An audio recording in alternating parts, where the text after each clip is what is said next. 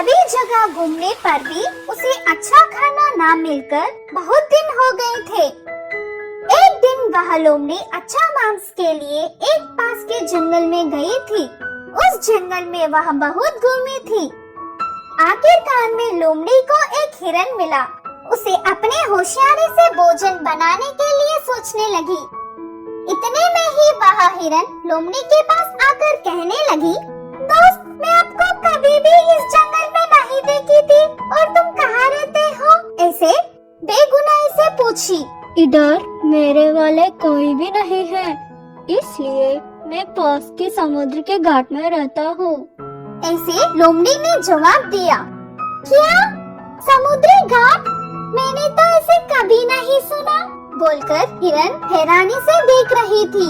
मेरे सामने पूरा पानी ही पानी है। इतना पानी है कि समुद्र के उस पार भी नहीं दिखता।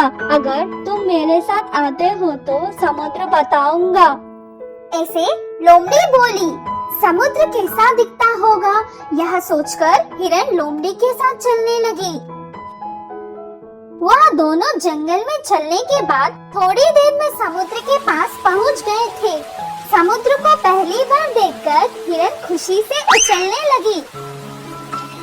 उसी वक्त समुद्र की लहर उछलते हुए समुद्र के किनारे आने लगी।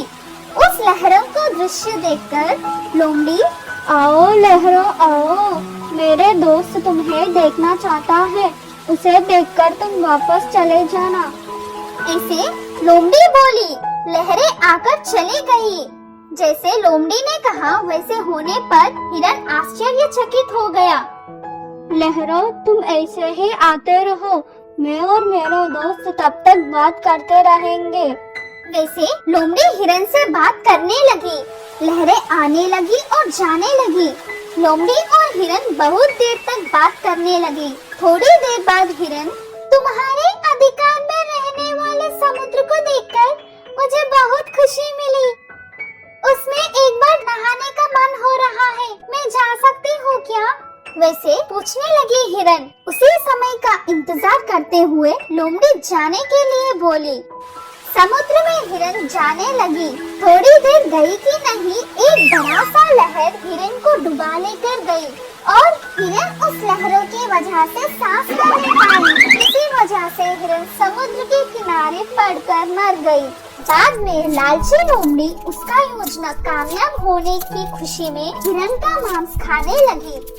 इस कहानी की सीख यह है कि दूसरों की बात में कितना सच है, यह जानकर उसके बाद आगे बढ़